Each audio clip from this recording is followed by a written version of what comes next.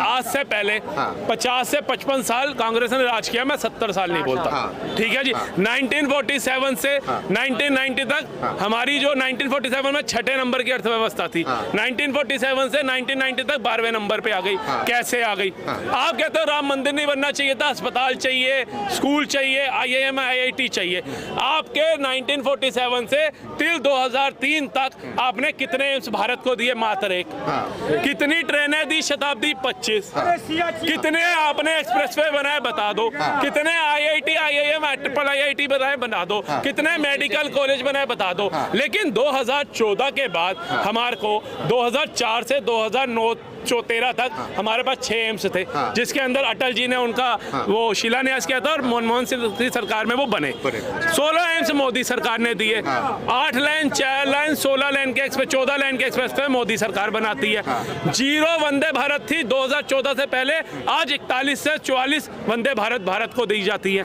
ठीक है जी। आज हमारे देश के अंदर जो गरीबों से जुड़े मुद्दे थे, जिनकी तरफ किसी सरकार का ध्यान नहीं था, चाहे वो शौचालय योजना हो, उद्यमी योजना, औषधि योजना हो, आवास योजना हो, स्वास्थ्य योजना हो, कृषि योजना हो, कृषि कल्याण योजना हो, कृषि सिंचाई योजना हो, मुद्रा योजना हो, सुकन्या योजना हो, बेटी बचाओ बेटी पढ़ाओ योजना हो, ऐसी तमाम योजनाएं सिर्फ 10 साल के अंदर मोदी सरकार लेकर के आती है। ठीक है जी। हमारे देश का अहम मुद्दा कश्मीर, जब भी वारदात होती थी UNO में जाकर के अटक जाता था। आज कश्मीर के मुद्दे को 2 मिनट में सोल्व करने का काम मोदी सरकार करती है। कश्मीर के अंदर इंसान पैदल नहीं चल सकता था, साइकिल पे चढ़ना छोड़ दो। आज जम्मू से कश्मीर तक ट्रेन चला दी जाती है। विश्व की सबसे बड़ा स्टैच्यू, सबसे बड़ा स्टेडियम, सबसे बड़ा टनल, सबसे बड़ा बाईपास, सबसे बड़ा आपका कहते हैं क्षेत्र, ये सड़क का क्षेत्र, राजमार्ग, जो हम चाइना को भी पछाड़ के आगे जा चुके हैं, वो सरकार मोदी सरकार करती है। आप बताओ, आपके कार्यकाल में आपने देश के लिए क्या किया? 11वीं से 5वीं अर्थव्यवस्था मोदी सरकार बनाती है।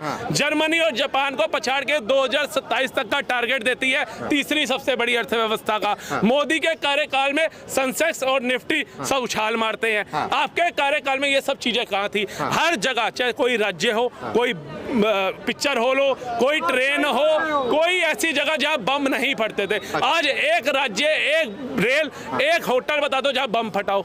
हमारी सेना को पत्थर मारने वाले पत्थरबाज, हमारा शौर्य, वो गायब हो जाते हैं मोदी सरकार में। हमारा तिरंगा जलाया जाता था, आज गर्व से लाल चौक पे लहराया जा रहा है। किसी की हिम्मत नहीं है एक आवाज उठा दे। कश्मीर बनेगा पाकिस्तान के नारे लगाने वाले आज कश्मीर को हिंदुस्तान के साथ मिलाने के लिए भाग रहे हैं। POK लेने तक की बात आज हमारा भारत देश करता है, अमित शाह करते हैं, और उसके अंदर 23 से 24 सीटें आरक्षित करते हैं। जो कल तक कहते थे चाहे सियाचिन हो, चाहे कच्छ हो, चाहे POK हो, वो हमारा मुद्दा नहीं है, दे दिया फोकट में। लेकिन आज अगर देश के अभिन्न अंगों को जोड़ने का काम अगर भाजपा सरकार कर रही है तो वो प्रशंसाजनक है।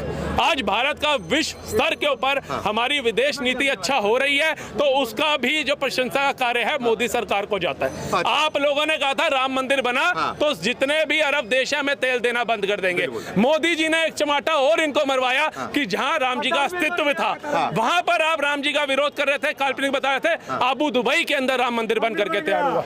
आज कुवैत इस्लामिक कंट्री, वहां से हमारे 8 सैनिक फांसी की सजा रुकवा करके लाए गए। अभिनंदन जैसा शूरवीर 24 घंटे में भारत आया। आप ही के कार्य के अंदर 2 बार हम पाकिस्तान से युद्ध जीते थे। 93,000 सैनिकों ने आत्मसमर्पण किया था, लेकिन इंदिरा जी ने क्या किया? वापसी लौटा दिया। क्या वहां जो हमारे सैनिक थे वो वापसी लाने की हिम्मत थी इंदिरा गांधी जी में? थी तो क्यों नहीं आए? आज अभिनंदन जैसे एक शूरवीर के लिए वहां का नेता, वहां का मंत्री सांसद में खड़ा होकर के कहता है कि हमारे हाथ कांप रहे हैं, चेहरे पे पसीना आ रहा है, मोदी आर्मी भेज देगा, इसको हमें छोड़ना होगा। ये भारत का कोई मंत्री नहीं कह रहा, भारत का कोई युवा नहीं कह रहा, मोदी का कोई नेता नहीं कह रहा, ये पाकिस्तान का नेता कह रहा है। कम से कम उस पर तो विश्वास करो। और अभिनंदन आया, चाय पकौड़े खा करके आया कि भैया थोड़ा भी वेट कम ना हो इसका, नहीं तो पाकिस्तान की जमीन कम हो जाएगी। ये शौर्य है मोदी का। वो शेर है, अपने आप को लोग कहते हैं वो शेर है, वो शेर नहीं, बब्बर शेर है। बब्बर शेर है, बिल्कुल। आज आप बताओ, आज से पहले हमारे मनमोहन सिंह जी वेल एजुकेटेड, बहुत सम्मानित व्यक्ति हैं, लेकिन वो पीछे रहते थे। किस संविधान के तहत, किस कानून के तहत? जब बाहर से कोई राष्ट्रपति प्रधानमंत्री आता था तो सोनिया गांधी जी उनको अटेंड करती थी और हमारा सम्मानित प्रधानमंत्री मनमोहन सिंह जी पीछे खड़ा होता था। किसने राइट दिया? आज हमारा प्रधानमंत्री आंख से आंख मिला करके बात करता है। F-16 दिया था इन्होंने पाकिस्तान को, अमेरिका ने F-416 खरीद के दिखाया मोदी ने, और ये कहता रह गया मत खरीदो। उन्होंने कहा तूने हमारे दुश्मन को F-16 देते हुए सोचा था जो हम सोचेंगे। इसने कहा रूस से तेल मत लेना, उसने कहा तू बोलता रहे तेरी सुनते होंगे, और उसने रूस से रूबल में तेल खरीदा। आज ऑस्ट्रेलिया का पीएम अगर बोल रहा है मोदी इज अ बॉस, दूसरी कंट्री का पैर छू रहा है, ठीक है जी। पुतिन जैसे कह रहा है भारत को इतना बढ़िया प्रधानमंत्री मिला है जो कट्टावर फैसले लेता है, नहीं सुनता किसी की अपने देश के मामले में, तो आप उसकी प्रशंसा करो। कल तक आपके देश को जो ये बाइडन जैसे अमेरिका ना भिखारी कहता था, अनएजुकेटेड कंट्री कहता था, आज उसी के पढ़े लिखे सांसद एक ऑटोग्राफ के लिए ना तड़पते देखे हैं हमने। वो मान सम्मान जो बड़ा है भाई साहब हमारा बड़ा है, हमने मोदी को गद्दी पे बिठाया है, मोदी अपने आप नहीं बैठा। अगर कोई कह रहा है मोदी इज अ बॉस, सम्मान हमारा बढ़ रहा है। G20 के अंदर जितनी विदेशी महिलाएं आई ना मंत्रियों के साथ, सबको भारतीय संस्कृति साड़ी के अंदर देखा गया। जितने गावर समझते थे हम सुपर पावर हैं, सारे नंगे पैर चलते हुए हमने राजघाट पे देखे। ये पावर है मोदी की कि भारतीय संस्कृति सबसे पहले है मेरे लिए। उसने जब अपना घर छोड़ा ना, वो चाहता वो भी बाप के पैसों पे ऐश कर सकते थे, वो भी घर में आराम से सो सकते थे, घर छोड़ा। कैसे कैसे उन्होंने एक संगठन के साथ मिलकर के कार्य करे, कैसे कैसे उन्होंने देश के लिए प्रचार किया, 2 से आज 303 पे ले आए पार्टी को भाजपा। तो कहीं ना कहीं उनका योगदान तो देखो क्या था। किसी को कोसना तो बड़ा आसान है भाई साहब, यहाँ से बोल दूं ना कि फलानी जगह पे 10 रुपए किलो चावल मिल रहा है, तो बंदा सोचेगा 12 तो दुकान में मिल जाता है, 2 रुपए बचाने के लिए क्यों जाऊं। उस बेचारे एक इंसान मोदी ने कितने साल के संघर्ष देश के लिए दे दिए, कहां कहां नहीं भागा। इमरजेंसी लगाई इंदिरा गांधी जी ने सबको पकड़ने के लिए, ऐसा पकड़वाया, ऐसा संविधान की धज्जियां उड़ाई, कोई कोर्ट भी नहीं जा सकता था। पूरे दूसरा इमरजेंसी चल रहा है इस देश में, कौन सा चढ़ा बताओ, जेल में डाल रहे हैं पकड़ कौन सा। संजय सिंह कैसे बाहर आ जाता है, राहुल गांधी जी की सदस्यता रद्द करी जाती है, सांसद की कैसे मिल जाती है। बड़े बड़े ये सोनिया गांधी, लालू प्रसाद यादव, नीतीश कुमार, ये मायावती, ममता बनर्जी, इन सब के ऊपर केस है, इनके भतीजों पे केस है, ये कैसे बाहर घुस रहे हैं, कैसे बाहर घूम रहे हैं बताइए। जो 3 सीटें जिसको मिली है दिल्ली के अंदर सांसद की लड़ने के लिए, उसके लिए लोकतंत्र खत्म है। जिनके पास 80 सीटें हैं यूपी के अंदर, उनके लिए तो लोकतंत्र खतरे में नहीं है। उनको तो नहीं लग रहा कि भैया मैं जेल में क्यों नहीं डाल रहा मोदी, क्यों नहीं गया अखिलेश यादव, क्यों नहीं गई मायावती, क्यों नहीं गई वहां से ममता बनर्जी, बंगाल को जो दूसरा बांग्लादेश बनाने पे लगी हुई है, क्यों नहीं गई जेल। जो जाएगा कानूनी तरीके से जाएगा।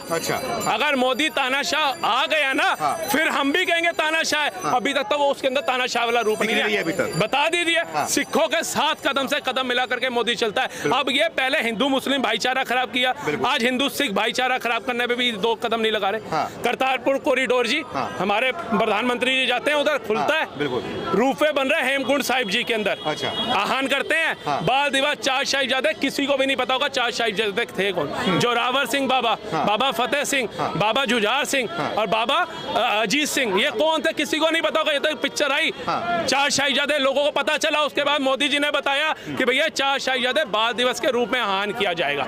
इन्होंने क्या किया, इन्होंने बताया बाबर महान था, अकबर महान था, हुमायूं महान था, फलाना महान था। सालों जो असली महान थे वो तो बताओ। कहते हैं लाखों ने गोलियां और करोड़ों ने लाठियां खाई है, चंद्रशेखर, भगत सिंह और राजगुरु ने अपनी जान गंवाई है, पर कुछ दोगले कहते हैं आजादी हमने दिलाई है। शर्मसार करने वाली चीज है।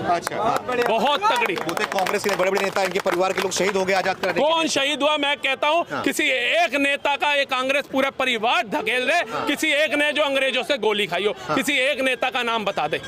मोतीलाल नेहरू एडवोकेट था, उस समय तो भारत की जनता वैसे ही गरीब थी कि अंग्रेजों की गुलाम थी। किसके केस लड़ते थे जो पैसा मिल रहा था, किसके केस लड़ते थे। जवाहरलाल नेहरू जी एडवोकेट थे, किसके केस लड़ते थे, किसके केस लड़ते थे, हमारी भारत की जनता के खिलाफ कोर्ट जाते थे। और क्या, कहा कौन, अच्छा हमारे पास तो इतने सक्षम थे नहीं, हम अंग्रेजों के खिलाफ कोर्ट में करें। कौन था, कहां से इतना आया। और अंग्रेज जहां हिंदुस्तानियों के ऊपर अत्याचार करते थे, वहीं इनको गाड़ियां दी जाती थी। बताइए क्यों। चंद्रशेखर, राजगुरु, जितने भी हमारे ये राजनेता हुए जिन्होंने देश के लिए शहीदियां दी, इनका क्या रोल है आप बता दो। कितनी किताबों में आपने इनका पाठ पढ़ाया बता दो।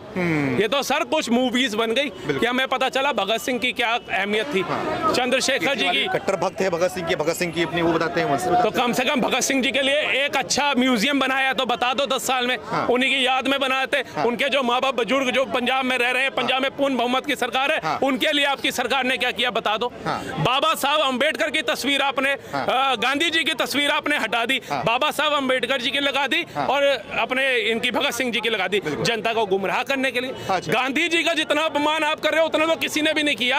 और गांधी जी तो आप कहते हो भैया हमारे महात्मा राष्ट्रपिता का दर्जा दे दिया आपने, राष्ट्रपिता का दर्जा, उनकी आपने फोटो तक हटा दी। और कहते हो जी मोदी जी हिंदू मुस्लिम करते हैं, मोदी जी गांधी का नेहरू का विरोध करते हैं, मोदी जी सुभाष चंद्र गांधी नेहरू करते हैं। आप क्या कर रहे हो आप भी बता दो, आप क्या कर रहे हो आप भी बता दो।